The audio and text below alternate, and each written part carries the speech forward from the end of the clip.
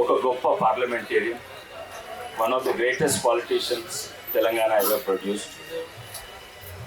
తను ఏ సబ్జెక్ట్ అయినా లోతుగా పోయి ఆలోచించి రీసెర్చ్ చేసి ఓ పాలసీ నిర్ణయానికి వచ్చేవారు. ప్రతి సబ్జెక్టులో కూడా వారు యూనియన్ మినిస్టర్ ఎన్నో శాఖలలో ఉంటుంది.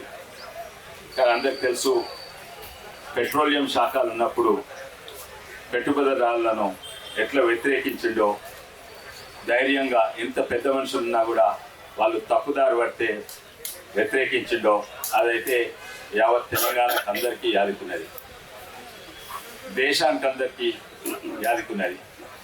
వారు రాజ్యసభలో అపోజిషన్ లీడర్గా ఉండే, leader of the opposition.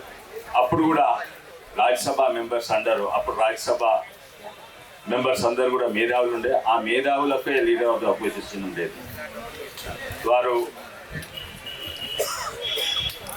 అన్నిట్లా most intellectual politician of Telangana. వారి ఇంటికి పోయినప్పుడైనా అన్ని పుస్తకాలు ఉండేది, ప్రతి సబ్జెక్ట్ మీద పుస్తకాలు ఉండేది. వారు నేను కాంగ్రెస్ పార్టీ జాయిన్ అయినప్పుడు అని అన్నాడు, I'm not happy, I'm ecstatic that you have join Congress party. కానీ వారు పోవడము అందరికీ తెలంగాణకి ఒక పెద్ద నష్టమైంది అనుకుంటున్నాను. ఎందుకంటే ఆ లోపం ఇప్పుడు కనబడుతుంది. ఆ ఇంటెలెక్చువల్ చదువుకున్న వ్యక్తి ఆ నాలెడ్జ్ తోటే పాలసీస్ ఫామ్ చేసేది, వ్యక్తిగతంగా కాదు. అటువంటి రాజకీయాలు ఇప్పుడు చాలా తక్కువ మంది ఉన్నారు. భారత్ మాతకి జై.